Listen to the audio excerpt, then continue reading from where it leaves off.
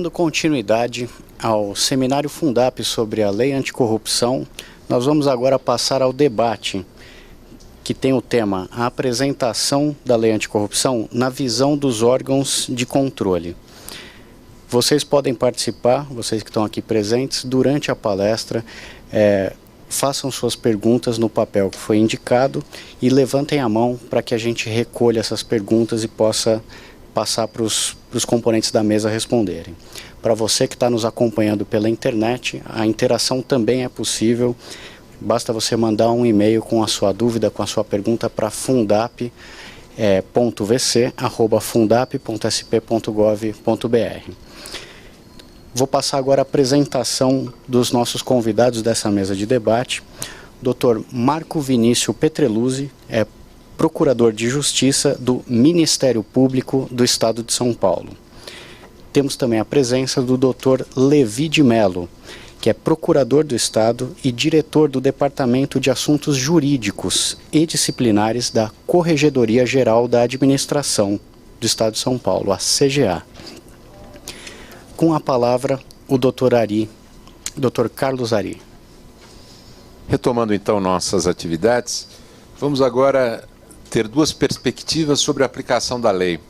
Como lhes disse no início da nossa manhã, esta é uma lei que prevê sanções administrativas que podem então ser aplicadas pela administração pública, e aqui no Estado de São Paulo nós temos o nosso órgão de corregedoria que tem um papel especial nessa matéria, e já temos o nosso decreto regulamentar, e de outro lado a lei atua como uma lei de sanções civis, e em relação a isso o Ministério Público tem um papel fundamental, não é único, mas tem um papel fundamental. E aqui nós temos a possibilidade de contar com a experiência do Dr. Levi de Mello, que nos ajudará a pensar a questão pelo ângulo administrativo, e do Dr.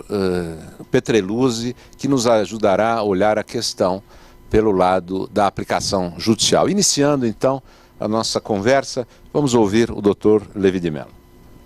Bom dia a todos. Bom dia, professor Carlos Ari. Bom dia, professor Marco Vinícius Petreluzzi. Antes mesmo de entrar no mérito do tema aqui, temos que pensar o seguinte: chega de corrupção. A corrupção é um mal que, de certa forma, acabou se instalando no nosso país, que a sociedade já não aguenta mais. A questão é o que fazer para extinguir, para acabar. Eu acho que realmente seria uma atitude insana dizer que isso seria possível, mas como combater? É uma situação difícil, com certeza, não há dúvida. Mas temos que ter mecanismos para isso. No que diz respeito às empresas públicas, às empresas que porventura possam causar esse mal para a administração, logo que a lei saiu, realmente também fiquei preocupado. Já temos várias leis, várias punições, várias sanções, por que mais uma? E daí nós começamos a pensar o seguinte: para o nosso organismo, dependendo da nossa doença, tem um certo remédio. Um remédio que vai para dor de cabeça, outro bactericida, outro seja lá o que for. Nós vamos no médico, nem sempre ele dá um remédio só. Às vezes, pelos nossos sintomas, ele vai dar 2, 3 remédios, vacina, injeção, coisa parecida. Infelizmente, para o mal da corrupção, um remédio só, acredito que seja pouco. Para pegar o funcionário público corrupto, nós temos as questões disciplinares, processo disciplinar, a demissão, dispensa por justa causa, tem como pegar. Os agentes políticos, as questões envolvendo a improbidade, tanto na parte patrimonial como também na área penal, a questão da improbidade. Mas e com relação às empresas que se beneficiam? Porque muitas vezes uma grande corporação, os seus dirigentes, praticam atos de corrupção com o poder público, esses dirigentes são punidos, alguns são até presos, mas e a pessoa jurídica? Continua bela e formosa, substitui os seus diretores e continua praticando atos de corrupção da mesma forma. A verdadeira, não digo vilã, mas aquela que mais se beneficiava, essa continuava sem punição. Por mais que ela tivesse que ressarcir o prejuízo que ela teve, que ela praticou, né, causou ao Estado, por mais que ela ressarcisse, ela continuava bela e formosa. Tudo bem, nesse contrato aqui, tivemos um prejuízo. Vamos aumentar nesse outro contrato para pagar esse prejuízo e está tudo bem. Ela continuava atuando. A ideia é que justamente, acredito eu, essa lei, ela vem pegar essa empresa, o verdadeiro beneficiado desse esquema, que muitas vezes nem sempre ele aparece em licitações. Ele organiza toda uma licitação, 2, 3 empresas, cria empresas que participam, e o verdadeiro autor da coisa, a verdadeira beneficiada, fica de fora e acaba não sendo punida. Essa lei, acredito eu, vem pegar justamente esse, aspas, sócio oculto da corrupção, que de alguma forma acabou sendo trazido, e a busca por tentar atingi-lo agora, uma indenização, essas sanções que acabam sendo aplicadas aqui, de certa forma acabam atingindo essa pessoa. No tocante ao Estado de São Paulo, como que nós vamos aplicar essa lei? A primeira dúvida que surgiu, quando a lei, logo que ela entrou em vigor, que ela foi editada em 1º de agosto do ano passado, o Estado de São Paulo, por intermédio da Corregedoria Geral da Administração, compôs um grupo de trabalho justamente para tratar da regulamentação. E várias versões do decreto foram elaboradas. E uma das preocupações nossas era justamente o seguinte: muito embora uma lei federal, tratando-se de uma lei nacional que tem abrangência em todo o território, alguns dispositivos, ótimo, vão se aplicar a todos os entes. Entretanto, alguns dispositivos da lei dizem respeito ao Executivo Federal, como, por exemplo, a atuação, a competência da CGU, Controladoria Geral da União. Como aplicá-la no Estado de São Paulo? Teríamos que fazer as devidas adaptações. Então, a simples existência da lei, a aplicação imediata dela no âmbito do Estado de São Paulo, entendemos que realmente demandaria a devida regulamentação. E essa, aliás, uma grande preocupação que causou em relação às empresas, a ausência de regulamentação. Ficamos, de certa forma, com passo de espera, até no aguardo da regulamentação do âmbito federal. Por que isso? Muitas vezes, o mesmo ato de corrupção que foi praticado pode estar envolvendo o município, o Estado, o dinheiro público envolvido, a União, e dependendo da interpretação divergente que o órgão possa dar, o município entendido de uma forma, o Estado de outra, a União de outra, isso com certeza geraria e gera insegurança para as empresas. Como resolver essa questão, essa insegurança jurídica, que é o que realmente aconteceu, certo? Agora, uma coisa, acredito eu, boa parte dessa insegurança das empresas estarem correndo atrás de seminários, de palestras, bom seria se fosse pela própria consciência dos empresários em serem mais probos e ter o seu mecanismo de compliance adequado. Boa parte do, acredito eu, que está movendo isso são as multas, as sanções pesadas. Uma multa que eventualmente pode ir de 6 mil a 60 milhões de reais, até mesmo a pena de morte de uma pessoa jurídica, que é o que pode acontecer judicialmente. Com certeza é isso que mais está levando as empresas a correrem atrás e a se preparar para tendo o seu mecanismo de compliance. Mas como aplicar essa lei no âmbito do Estado de São Paulo? E mais, não só na administração direta. Havia e sempre há a preocupação de uma aplicação que seja realmente conhecida por todos. Não só na administração direta, mas também na indireta, para que aquele que for de alguma forma processado pelo Estado de São Paulo tenha conhecimento das regras como são, para que não seja surpreendido. É uma forma de amenizar. Quando a lei entrou em vigor, infelizmente não tínhamos e ainda não temos o decreto regulamentando no âmbito federal. A insegurança no âmbito federal continua, mas nós já tínhamos o nosso decreto editado, preparado, e dentre as várias opções o nosso decreto ficou curto, 8 artigos. Uma das minutas que nós fizemos tinha quase 80 artigos. Boa parte daquilo que deveria ser regulamentado, no Estado de São Paulo, no tocante ao processo administrativo, nós já temos uma lei, que é a Lei 10.177. Então, boa parte do processo em si, como que se dará, se está sem implementação, isso já temos uma lei específica. Então, no primeiro momento, seria desnecessário uma regulamentação própria, mas sim fazer alguns ajustes. A preocupação maior, então, nós estabelecemos no decreto, se levar ao pé da letra, nos 8 artigos que estão dispostos nele. Primeiro, quanto ao alcance, artigo 1º, os artigos 2º e 3º, que trata da instauração e do julgamento, justamente da competência. a questão do acordo de leniência no artigo 4º, o cadastro estadual das empresas punidas no artigo 5º, a questão da subsidiariedade da aplicação da regulamentação do âmbito federal com base no artigo 6º, uma recomendação no artigo 7º para as empresas públicas e as disposições finais, para a questão da vigência.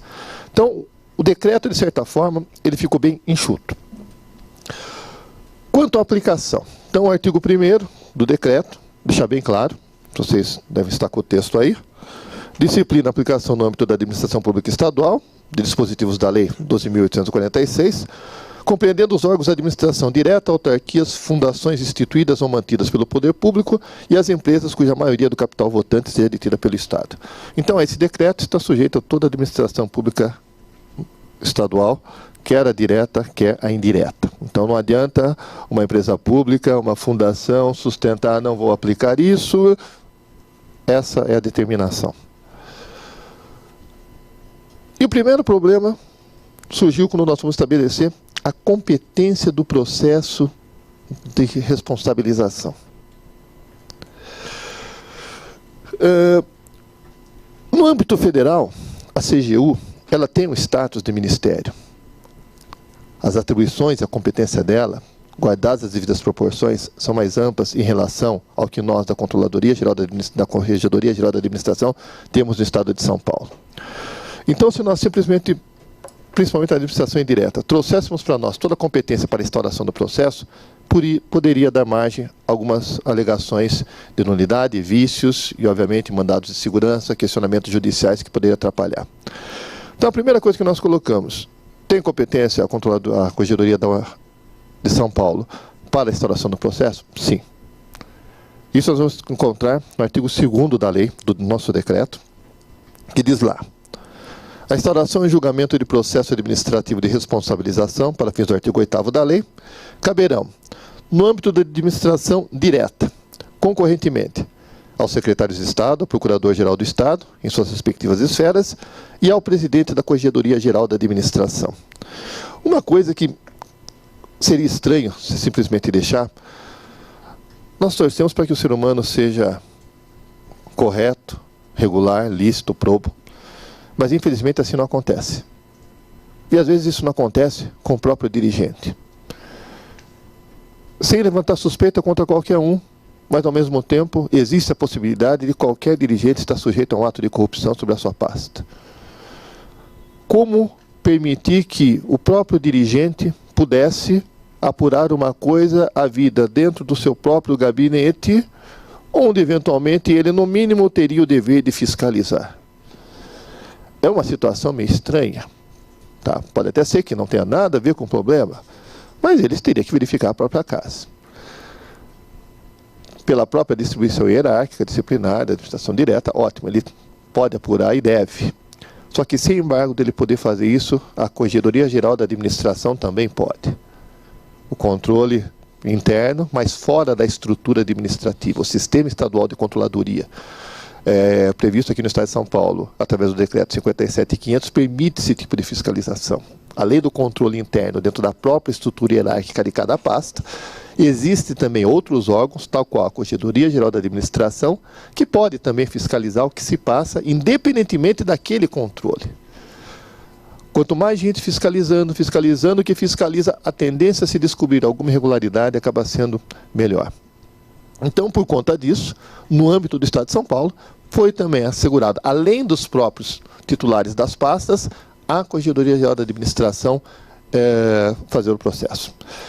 Na administração indireta, a coisa é um pouco mais delicada, porque, afinal de contas, as empresas públicas têm a sua personalidade jurídica de direito privado, com as suas respectivas regras quanto à autonomia, independência. Como que poderia, de certa forma, a Corregedoria Geral da Administração intervir e, de certa forma, sancionar por um problema daquela empresa, daquele ente da administração indireta? A alternativa foi um tocante à indireta, o inciso 2º do artigo 2º, no âmbito da administração indireta e fundacional, ao dirigente superior de cada entidade. Então, quem fará o processo no âmbito da entidade será, no caso das empresas públicas, os respectivos presidentes, fundação, questão do presidente também, as universidades, os reitores. Então, eles detêm essa competência. Bom, Levi, mas eles detendo essa competência, e se tiver alguma coisa errada e eles também estiverem envolvidos? Como, de certa forma, conseguir administrar isso daí? Isso nós acabamos, de certa forma, resolvendo ou buscando solucionar. Na hipótese de que trata o inciso 2º, justamente isso que eu comentei com vocês, o presidente da Corregedoria Geral da Administração poderá propor a instauração de processo administrativo de responsabilização, cabendo-lhe, se decorridos 20 dias sem edição da respectiva portaria, representará o governador. Então vamos lá. Primeira coisa, não dá para imaginar, fazendo uma comparação, uma ação penal começando do nada diretamente lá no fórum. Muitas vezes começa com um simples boletim de ocorrência, o inquérito que apura, coleta elementos para aí sim poder instaurar com mais segurança uma ação penal. No âmbito dessa lei, o que será complicado de segurar, às vezes, a vontade, às vezes até política ou punitiva, não dá para se instaurar qualquer tipo de processo sem que se tenha elementos realmente seguros que possam levar a uma sanção. Até porque no processo sancionatório, do modo geral, não se produz provas novas. Praticamente aquilo que eventualmente foi apurado preliminarmente, numa apuração preliminar, acaba sendo então, no processo punitivo, sendo reproduzido agora sob o crivo do contraditório, que é necessário. Então tem que ter uma coleta de material, de prova, de indícios realmente suficientes para a instauração. Sem esses elementos, torna-se temerário. E as consequências, por conta da lei, são muito grandes. Então, diante de uma denúncia, diante de um fato que possa eventualmente caracterizar qualquer uma das infrações previstas aqui no artigo 5º, recomenda-se a instauração de uma apuração preliminar para, sim, coletar elementos, para ver a veracidade, até para ter algum esclarecimento. Às vezes vem uma notícia lá, realmente houve um ato de corrupção que tal empresa bancou um pacote de viagens para tal dirigente, para o exterior. Está lá o nome do dirigente e quem pagou foi a empresa. Aí está o processo de imediato. Só que ele vai verificar. Era um homônimo, José da Silva, que realmente a empresa mandou José da Silva, que era homônimo, para o exterior. E estão querendo punir essa empresa, que não tinha nada a ver com o poder público, ter mandado José da Silva para o exterior. Se o processo já está instaurado, publicado, a empresa já está sujeita a qualquer punição, os transtornos que causa essa empresa. Tudo isso porque não teria sido feita uma apuração preliminar? Então, uma apuração preliminar servirá para coletar elementos, até para deixar claro quem que realmente estará sujeito, quem foram os autores, para dar mais segurança, não só para a instauração, como também para a defesa. Não pode ser também uma imputação genérica. Dificulta a defesa, cerceia o contraditório, com certeza será passível de nulidade, um mandado de segurança, eventualmente, obstando o prosseguimento de qualquer processo punitivo dessa natureza. Ainda, pelo artigo 2º. Então, continuando, para completar o link com esse dispositivo aqui do artigo 1º. Essa apuração preliminar pode ser levado a efeito em qualquer pasta, onde o dirigente depois pode instaurar o processo. Como também pode ser levado a efeito na Corregedoria Geral da Administração. Só que daí, se apurar na Corregedoria Geral da Administração, se o órgão envolvido, o ato envolvido for da administração direta, ótimo, a própria CGA instaura o expediente. E se for da administração indireta? No caso das fundações e tal, já que a competência está com ele, a independência está com ele. Nesse caso, a Corregedoria Geral da Administração encaminha toda a apuração preliminar, recomendando que o dirigente da administração indireta instaure o respectivo processo. E se ele não fizer, no prazo de 20 dias, a CGA representa para o governador. Se o dirigente quiser discordar, ele pode discordar? Sim, é possível. Parágrafo 2º. Caso divirja da proposta que alude o parágrafo 1º deste artigo, o dirigente superior da entidade deverá, mediante despacho fundamentado, externar as razões de seu entendimento, remetendo o respectivo procedimento à Procuradoria-Geral do Estado, para os fins de que trata o artigo 2º, o artigo 99 e o caput do 101 da Constituição. Esses dois dispositivos da Constituição tratam justamente da importância da advocacia pública, e aqui no Estado de São Paulo especificamente da Procuradoria-Geral do Estado, como órgão consultivo. A orientação jurídica do Poder Público Estadual, quem fornece, quem dissolve, quem resolve, é justamente a Procuradoria-Geral do Estado. Isso está previsto, por exemplo, artigo 99, são funções institucionais da PGR, exercer as atividades de consultoria e assessoramento jurídico do Poder Executivo e das entidades autárquicas a que se refere o dispositivo. Vinculam-se à Procuradoria-Geral do Estado para fins de atuação uniforme e coordenada. Os órgãos jurídicos das universidades públicas estaduais, empresas públicas, sociedades de economia mista sob controle do Estado, pela sua administração centralizada ou descentralizada e das fundações por elas instituídas e mantidas. Então, a advocacia pública, com certeza, ela tem que ser ouvida. E aqui, mais um detalhe. Pela lei da anticorrupção, o primeiro momento que ele faz referência à advocacia pública, já quase no final. Ou seja, antes da aplicação da punição, da sanção, será ouvida a advocacia pública. Depois que já houve apuração preliminar, depois que já foi instaurado, depois que já houve todo o processamento, na bacia das almas, lá no final, vamos ouvir a advocacia pública, pela lei. Obviamente, se tiver alguma irregularidade, pelo tempo transcorrido, tempo perdido. No estado de São Paulo já existe a praxe. Antes da instauração de qualquer expediente, já se passa na rotina administrativa da consultoria jurídica, os expedientes de natureza punitiva passam pela consultoria jurídica, já para dar um parecer. Está apto, realmente já temos os elementos necessários para instaurar um procedimento sancionatório, ou ainda não tem os procedimentos, já para dar essa acertada na apuração preliminar antes de se instaurar um processo sancionatório. No caso, como é uma experiência nova, no tocante às empresas, as pessoas jurídicas e externas de administração. No caso de funcionários públicos, todos os processos disciplinares no Estado de São Paulo, da administração direta, todos eles são presididos por um procurador de Estado. Ou seja, a advocacia pública não só acompanha, como até preside justamente para manter a questão da regularidade. Determinada a instauração do processo. Artigo 2º. Determinada a instauração do processo de que trata esse artigo, o Procurador-Geral, o presidente da CGA, adotarão as providências necessárias à instauração de procedimento específico para os fins de que alude os artigos 87 e 88 da Lei 8666 e também da Lei Federal 10.520. 8666, Lei de Licitações, e a 10.520, que trata dos pregões.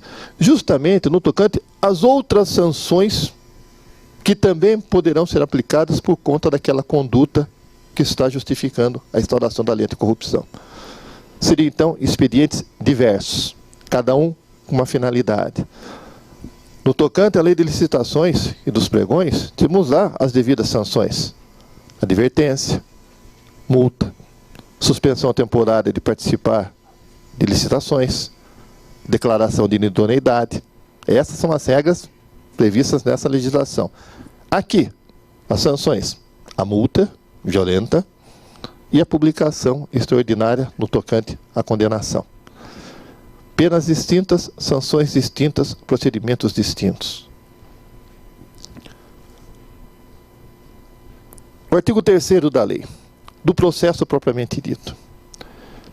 O processo administrativo de que trata o artigo 2º deste decreto deverá respeitar o direito ao contraditório e ampla defesa, não só, obviamente, porque está na Lei 12.846, como está na própria Constituição, artigo 5º, a par do disposto nos artigos 10 a 15 da Lei Federal 12.846 e também da 10.177. Por quê? A própria Lei 12.846 traz alguns dispositivos, um deles chama a atenção, o prazo para a defesa, 30 dias, bem como a nossa lei, no Estado de São Paulo, já traz alguns dispositivos. Prazo para autuar, prazo para citar, prazo para decidir. Não haveria necessidade de repetir num decreto aquilo que já tem uma lei estadual estabelecendo o procedimento. Só que da conjunção desses dois dispositivos, como que nós vamos adaptar isso daí? Então, houve a necessidade de algumas pequenas alterações. Então, por exemplo, nos incisos do artigo 3º, a portaria de instauração indicará os fatos em que se baseia, as normas pertinentes à infração, à sanção cabível, bem assim os membros da comissão processante. No tocante aos fatos, isso vai ser uma coisa interessante pelo seguinte: com base nos fatos que será feita a dilação probatória. Confesso que o que menos está preocupando agora é o fato, o motivo da corrupção, que isso vai depender realmente de uma dilação probatória, testemunhas, documentos. Só que a parte probatória não se limitará ao fato. Porque lá na frente nós vamos ver que para a aplicação das penalidades deverão ser atentadas a lesividade, o grau de lesão, se houve prejuízo, elementos que também deverão fazer prova, principalmente quanto ao mecanismo de compliance. Dependendo de como for o mecanismo de compliance existente na empresa, se for bom, efetivo ou não, e a prova disso terá que ser feita, isso terá que ser levado em consideração no momento da aplicação da punição. Então, terá que ser dada oportunidade para que a empresa faça essa prova. E muitas vezes não se limitará à mera juntada de documentos. Dependendo daquilo que a empresa informou, olha, tem que ser feita uma vistoria, tem que ser feita uma perícia, para mostrar que realmente eu tenho todo esse mecanismo implantado. Negar a possibilidade da produção da prova desses elementos que deverão ser considerados no momento da aplicação da pena é negar o contraditório, é negar a ampla defesa. O que poderia sujeitar, eventualmente, mandar segurança, interrupção e toda aquela dor de cabeça. Então, aqueles que forem encarregados de fazer a instrução do processo têm que se preocupar não só com o fato propriamente dito, mas também com todas aquelas agravantes ou atenuantes que poderão e que deverão ser levadas em consideração quando da instrução. Então, a instrução desses processos sancionatórios não será tão simples assim, principalmente por conta dessas regras. E cercear nesse momento, realmente, plantar alguma nulidade para ser questionado judicialmente a aplicação de qualquer penalidade. Com relação ao prazo da citação, 30 dias, geralmente no processo sancionatório pela Lei 10.177 serão 15 dias. O inciso 3º, justamente, caso haja requerimento para a produção de provas, a comissão processante apreciará sua pertinência mediante despacho motivado. E aquilo que eu comentei, tem que ser devidamente justificado. Não que devam ser definidas todas, dependendo da situação, mas tem que ser muito bem analisado e muita cautela em caso de indeferimento. O parágrafo 1º do artigo 3º trata da comissão processante, que será integrada por 2 ou mais servidores públicos estáveis, obrigatoriamente em atividade na CGA, inclusive na hipótese que trata o inciso 2º do artigo 2º. Aqui merece uma atenção pelo seguinte: a lei fala funcionários, servidores públicos estáveis, principalmente por conta das empresas públicas. Como é que fica a questão da estabilidade? Porque o regime jurídico é elitista. Uma coisa é a estabilidade no tocante a agente público, que tem uma caracterização, outra coisa é a estabilidade no âmbito da CLT.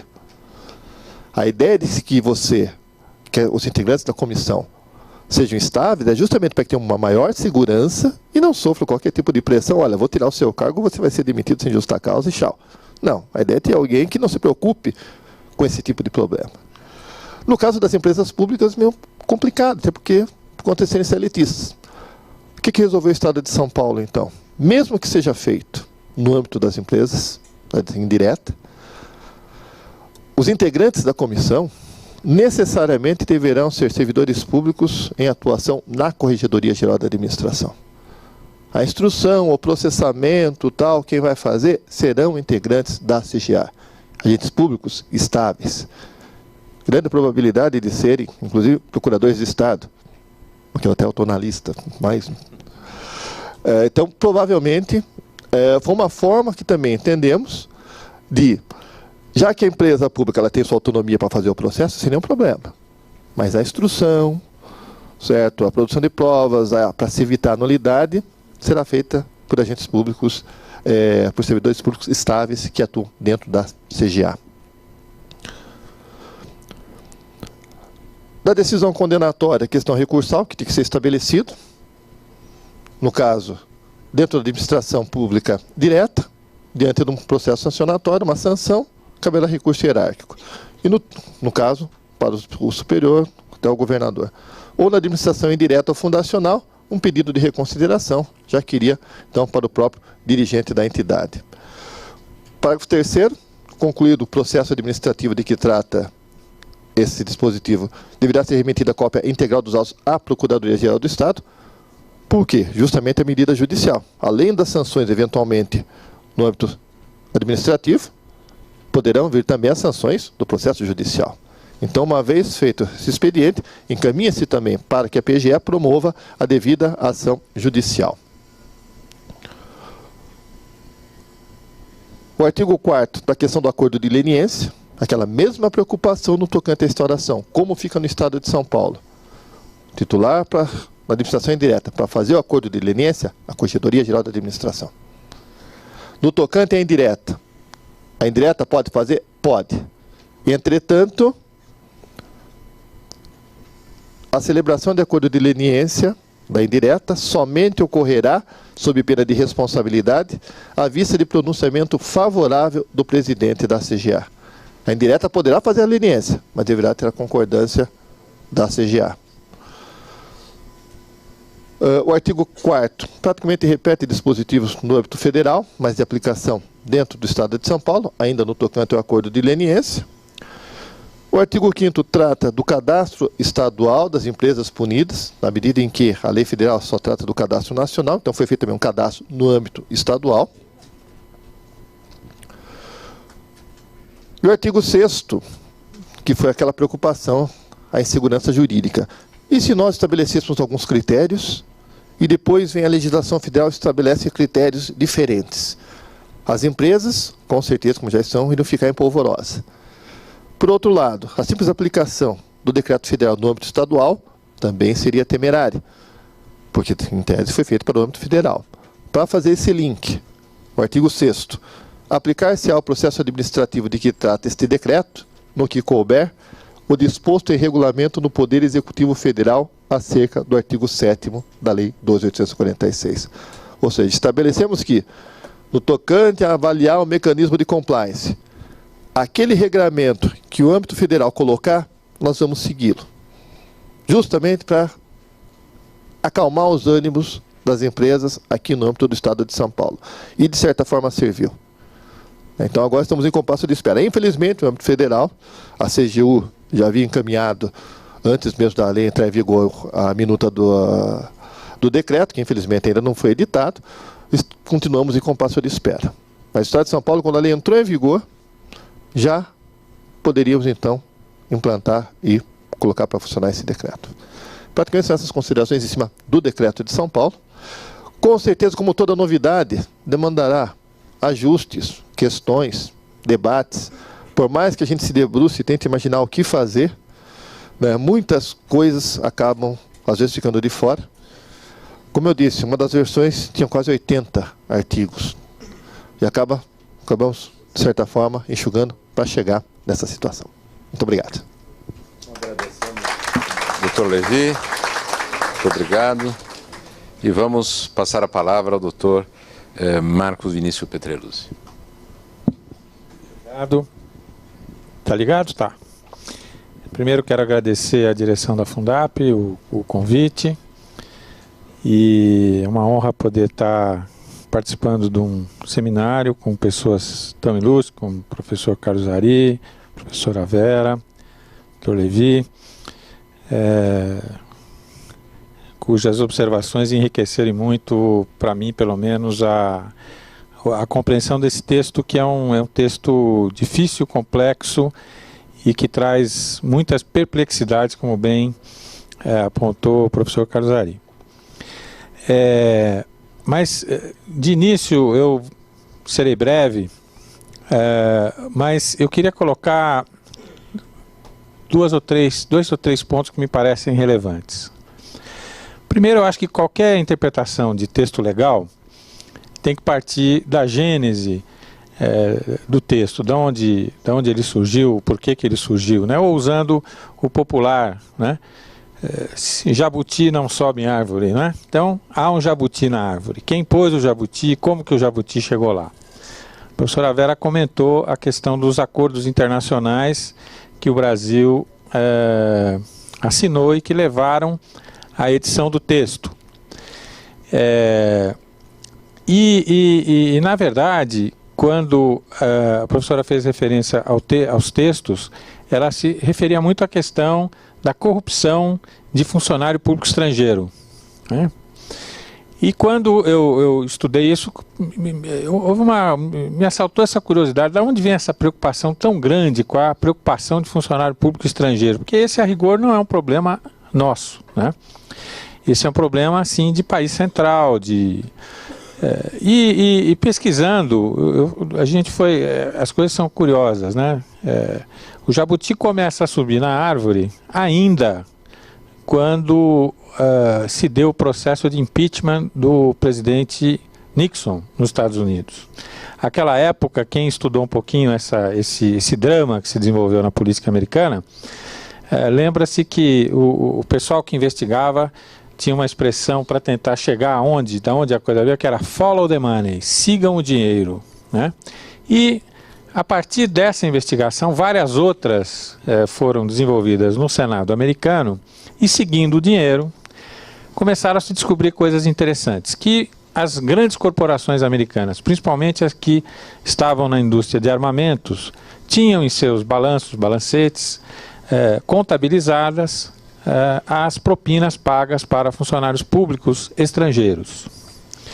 E isso gerou um grande problema e um grande escândalo dentro dos Estados Unidos. Grandes jornais americanos começaram a pressionar, dizendo o seguinte: olha, não é razoável que empresas do porte de uma Northrop, de grandes empresas americanas que são subvencionadas pelo governo americano, vão corromper gente fora dos Estados Unidos. Isso ataca a credibilidade dos Estados Unidos. E aí os Estados Unidos fizeram uma legislação chamada Foreign Corrupt Practices Act, que criminalizou a conduta de pagar propina, suborno para funcionário público estrangeiro. Muito bem, todos ficaram felizes, só que as grandes empresas americanas chegaram para o governo americano e falaram: legal, bacana, né? Só que na França eles pagam, na Inglaterra eles pagam, na Itália eles pagam, no Canadá se paga e eu estou perdendo mercado. Bom, aí o que o Departamento de Estado faz? Pega o primeiro instrumento que ele tem, que é a OECD, que é a organização que sucedeu a organização europeia que aplicava os fundos do Plano Marshall, e começa a pressionar essa organização no sentido de se fazer uma grande convenção que sancionasse o pagamento de corrupção a funcionário público estrangeiro. E isto vai com o poder americano, isso acaba se resolvendo, né? As empresas americanas voltam a ter a mesma competitividade, porque hoje, praticamente em toda a Europa e praticamente em todo o mundo, essa conduta é sancionada e não é mais, pelo menos, passível de se colocar nos balanços, né, que você paga propina para funcionário público estrangeiro. Então esta é a gênese de toda essa legislação, que por ter esta origem alienígena, como dizem alguns, ela junto com esta concepção, ela trouxe institutos que, se não são inéditos ao direito brasileiro, eles são pelo menos pouco utilizados, como é o caso da responsabilidade objetiva, né, muito bem observada pela doutora Vera, a questão dos programas de compliance e a leniência, né? Então, essa lei, ela acaba não tendo tido uma ampla discussão interna e, por isso, geram-se as perplexidades que o professor Carlos Ari mencionava. E como esses institutos não têm uma grande tradição, embora já existam alguns deles há muito tempo, a responsabilidade objetiva no direito brasileiro ela é reconhecida já de há muito, mas em espaço muito restrito, né? Começam a surgir todas essas polêmicas que foram abordadas, já algumas delas hoje aqui, né? Eu quero abordar essas polêmicas, mas não quero fugir da obrigação de falar um pouco sobre também aonde entra o Ministério Público nesta coisa da nova lei. O Ministério Público, a ele é atribuída a possibilidade de buscar responsabilização judicial das empresas que eventualmente empresas está errado, né? Pessoas jurídicas, porque nós temos uma gama enorme de pessoas jurídicas que não são empresas, que estão sujeitas à lei e que atuam hoje de forma bastante consistente junto ao Estado brasileiro e que podem ser sujeitos da ação dessa lei. Então o Ministério Público ele poderá agir concomitantemente à autoridade administrativa, buscando as sanções previstas na lei que tem caráter de aplicação apenas após medida judicial, e poderá também o Ministério Público, desde que tenha havido omissão da autoridade administrativa, requerer a condenação das empresas ou das pessoas jurídicas, melhor dizendo, na hipótese delas, da autoridade administrativa não ter agido nessa direção. Aqui já se abre uma polêmica, né? Quer dizer, essas sanções só poderão ser aplicadas em juízo na omissão pura, vamos dizer assim, da autoridade administrativa, ou seja, a autoridade administrativa não fez nada, ou ela pode ter, por exemplo, iniciado um procedimento arquivado. Isso, não, em tese, não caracteriza omissão, mas que vai dar muita discussão, vai. Né? Então, eu tendo a entender que, enquanto não houver uma manifestação judicial, há sempre a possibilidade de que essa decisão administrativa seja revista, né? Até porque decisão administrativa não faz a coisa julgada da forma como a gente entende na área judiciária. Então, eu acho que o Ministério Público ele não será um coadjuvante. A minha impressão, conhecendo o Ministério Público por dentro, é que ele será protagonista na aplicação dessa lei. Eu acho que, e até acho que o Ministério Público tem ainda está um pouco, acho que o Ministério Público ainda está um pouco amortecido, tanto federal quanto estadual, em relação a essa lei, um pouco pela perplexidade a que se referia o professor Carlos Ari. Até porque acho que é prescindível a regulamentação para a atuação, a busca do sancionamento judicial das pessoas jurídicas com base na nossa lei. Mas eu não quero, eu quero ser breve para tentar cumprir o horário da forma mais precisa possível, sem poder ser preciso, mas eu não quero deixar de colocar umas duas polêmicas aqui para discussão, para reflexão de todos os companheiros, né?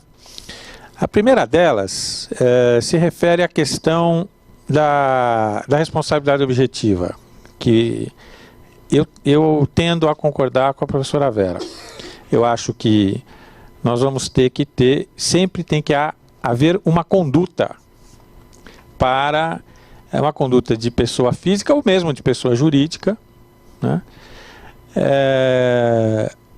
Pessoa jurídica associada a outra pessoa jurídica, por exemplo, e essa conduta tem que ter um sentido finalístico.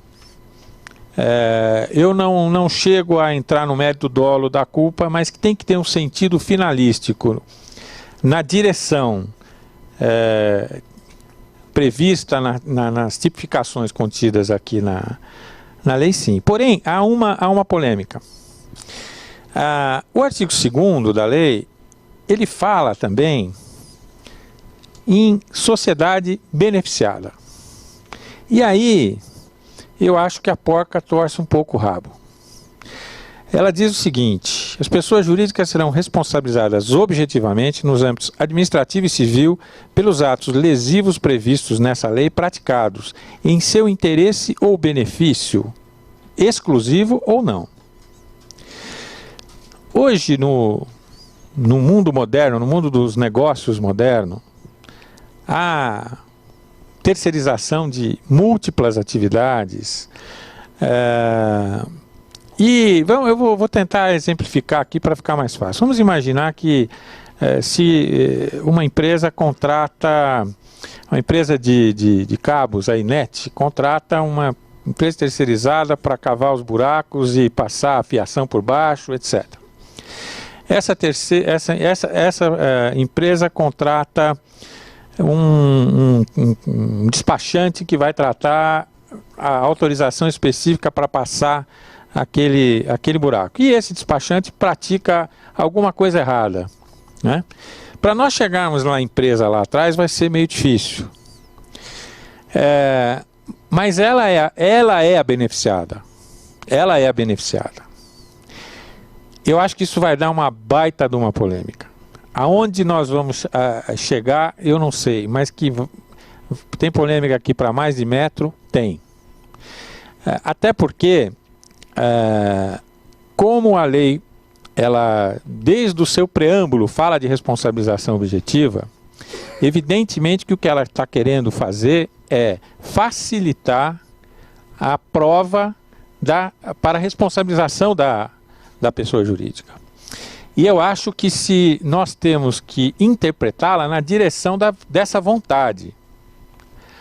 Agora, que haverá hipóteses, inclusive, uma outra hipótese que eu até cito no trabalho que eu e o Rubens Zizek fizemos sobre essa lei.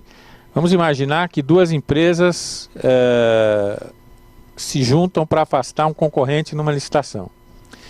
E isto beneficia uma outra empresa que também participa. Como é que fica essa situação?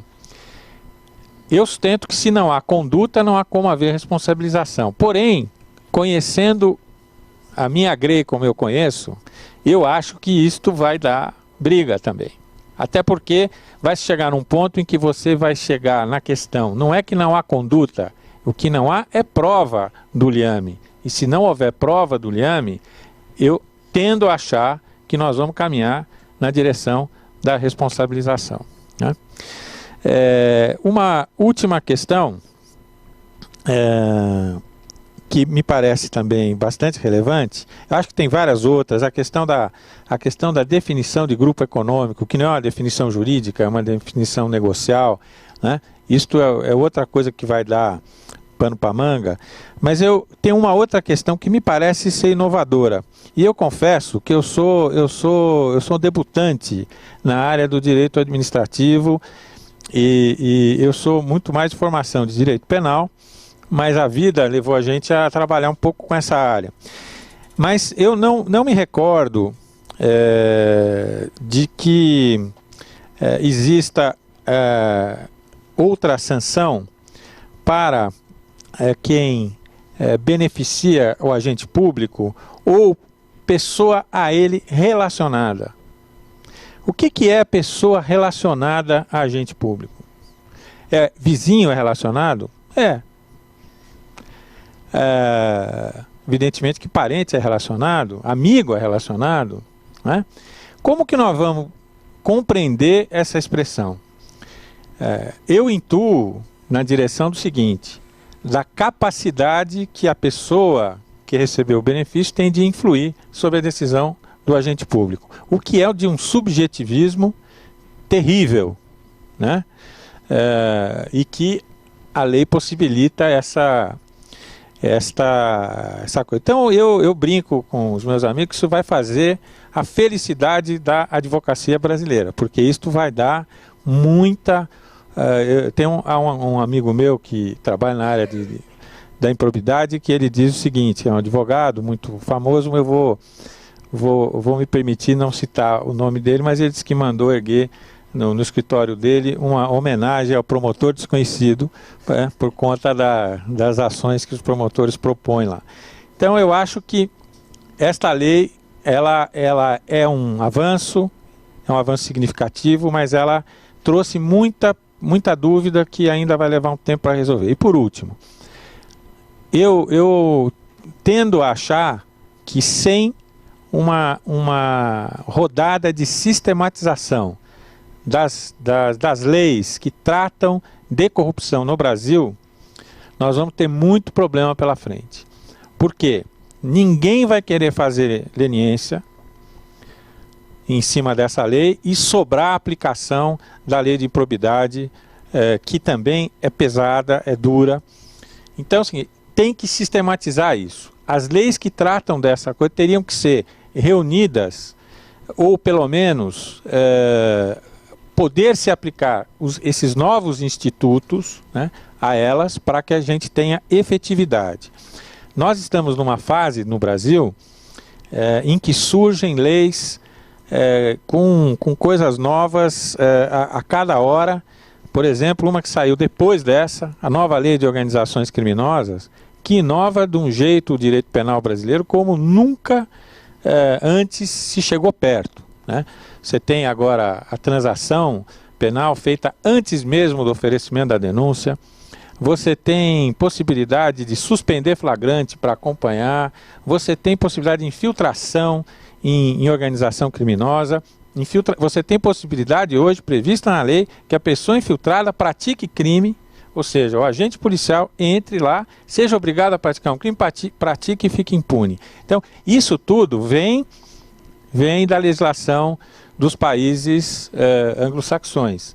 Só que a nossa tradição, como ela não comporta isso, dá esse tipo de perplexidade que nós estamos vivendo aqui. Porém, o mundo é assim, o mundo está avançando nessa direção, a nossa tarefa é discutir isso, e para isso, uma oportunidade como essa é muito feliz, e eu quero parabenizar aos senhores que estão inscritos, à Fundap que fez, e aos colegas que aqui tiveram, me perdoe chamar de colega, pessoas tão ilustres, mas realmente é uma belíssima iniciativa e que me dá muita honra ter participado. Obrigado.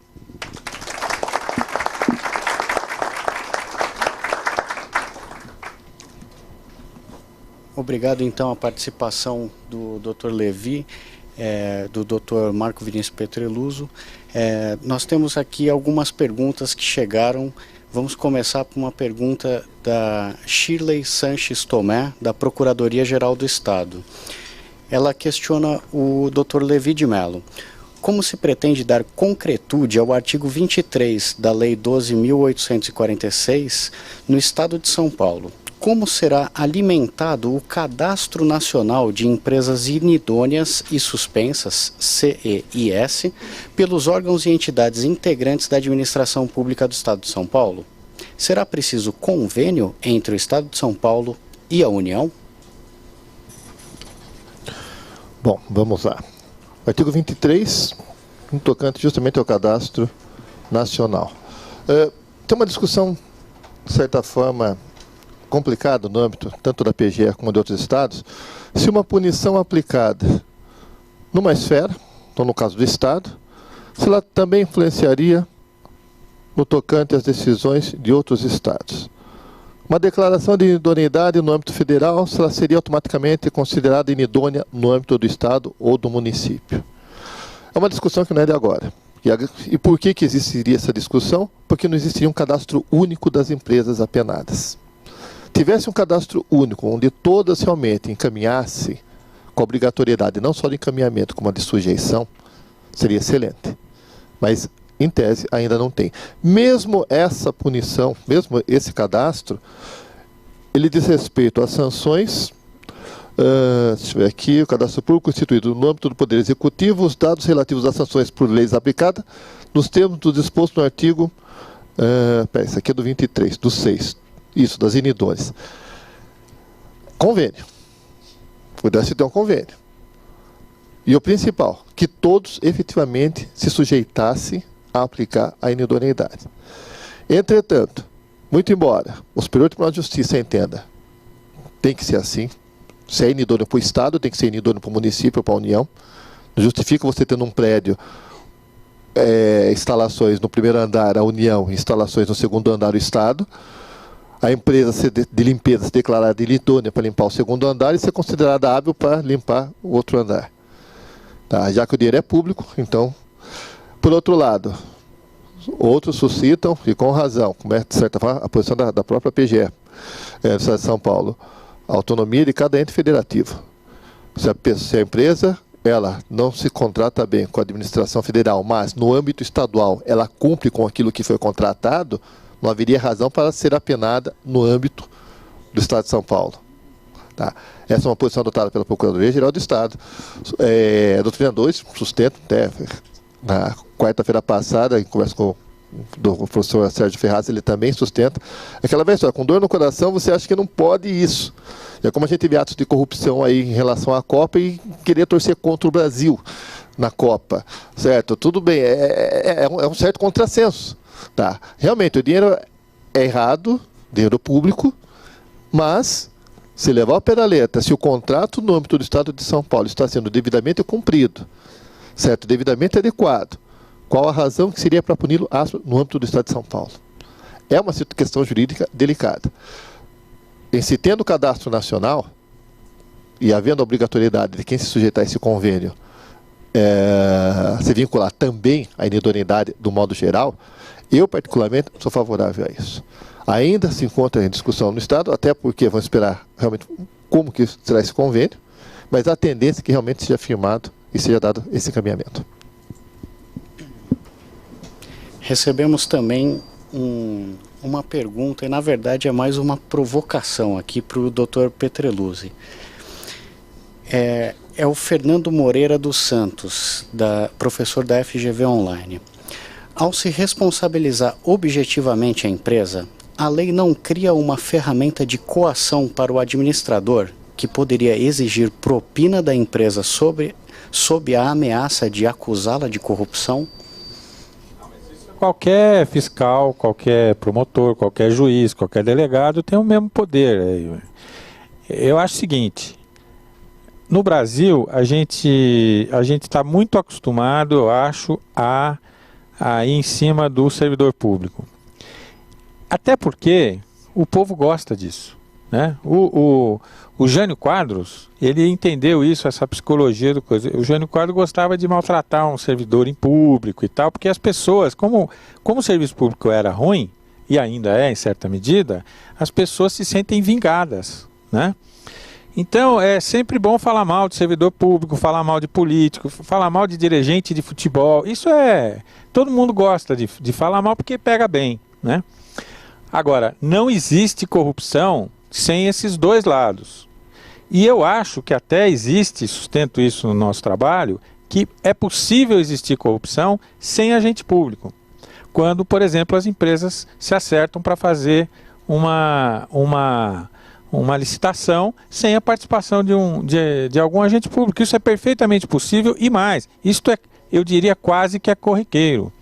Então, sem instrumentos fortes, jurídicos fortes, para você evitar que a empresa se esconda atrás da personalidade jurídica e de dizer o seguinte, não, isso aí foi o meu diretor que fez e tal, o diretor pega lá, responde e os sócios ficam com lucro e felizes, eu acho que não está certo. Eu acho que nós temos que caminhar nessa direção, sim, com todos os riscos que a direção impõe.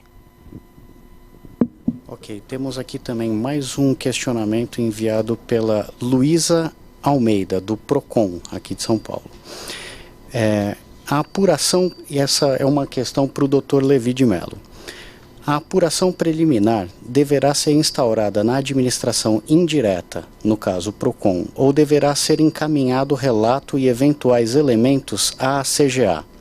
No caso da obrigatoriedade de encaminhamento à CGA, representante da administração direta deverá ou poderá acompanhar a apuração preliminar? Então, vamos lá. A atuação da Corregedoria, ela independe do controle interno do próprio órgão. Tanto pode informar para nós, obviamente, nós vamos tomar providência e fazer uma apuração preliminar, como o próprio órgão.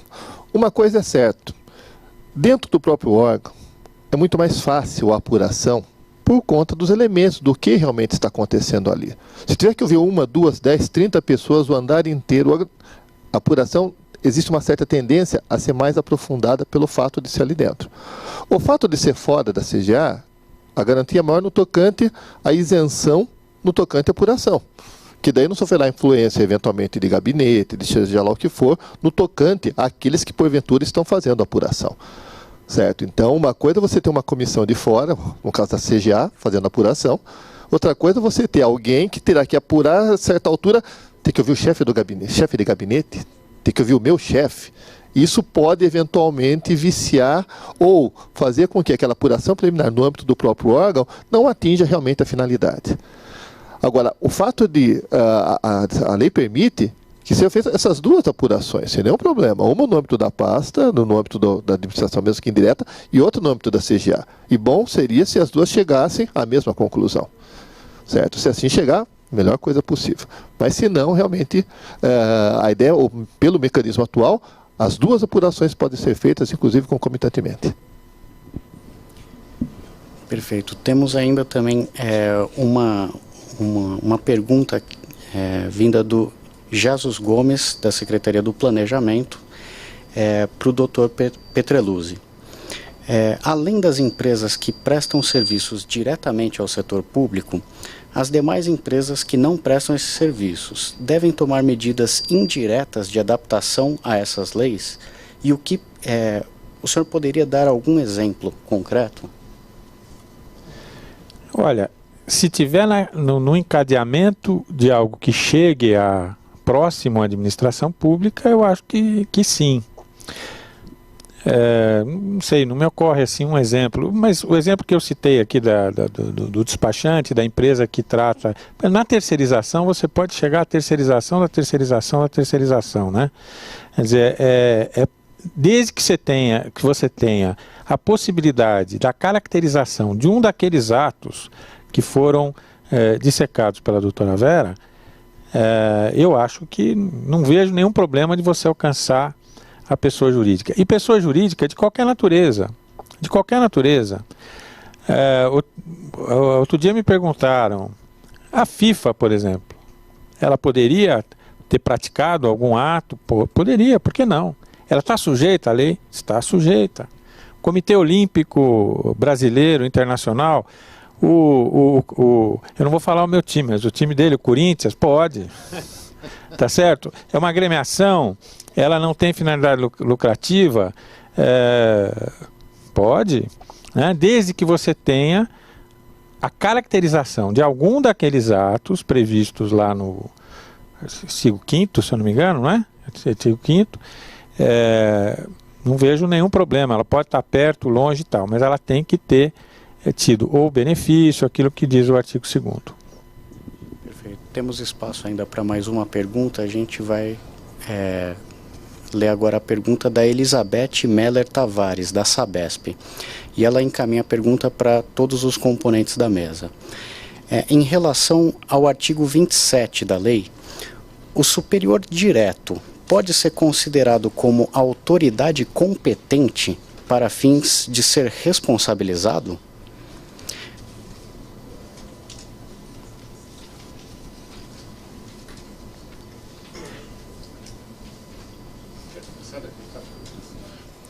Bom, autoridade competente que, tendo conhecimento das infrações previstas nesta lei, não adotar providências para apuração dos fatos, está responsabilizada penal, civil e administrativamente. No caso específico do Estado de São Paulo, o Estatuto do Servidor, aquela autoridade que tiver conhecimento do fato, salvo engano, o artigo 273 do Estatuto estabelece essa obrigatoriedade. Ele não cumprindo com esse dever, estaria ferindo o dever do previsto artigo 241, salvo engano, inciso 13º, que estabelece a ele a competência de tomar essa providência. Por conta desse descumprimento de dever, ele estaria praticando uma falta funcional, passível, no primeiro momento, de uma sindicância, punição até 90 dias, ou, se realmente ficar caracterizado, que seria uma coisa mais grave, então um procedimento irregular de natureza grave, passível até de demissão. Então, realmente, no âmbito administrativo, seria realmente verificada essa conduta. Isso seria verificado onde? Justamente numa apuração preliminar, inclusive da omissão daquele agente. Eu acho que a solução da questão é a interpretação do que é competente, de quem é competente para tomar a providência. Evidente que se alguém não tiver competência para isso, você não pode obrigar ela a tomar uma providência que ela não pode tomar. Mas se ela tiver e tal, aplica-se a qualquer uma das responsabilidades aqui citadas, como bem disse o doutor Levi.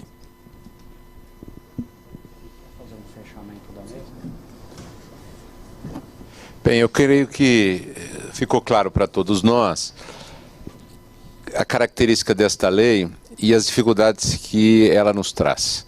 É mais uma lei que tem uma pretensão de, por meio de conceitos muito abertos, facilitar as sanções, né? E esses conceitos muito abertos podem, evidentemente, facilitar o início de processos administrativos e judiciais, mas não necessariamente isso significa que facilitará a punição, não é?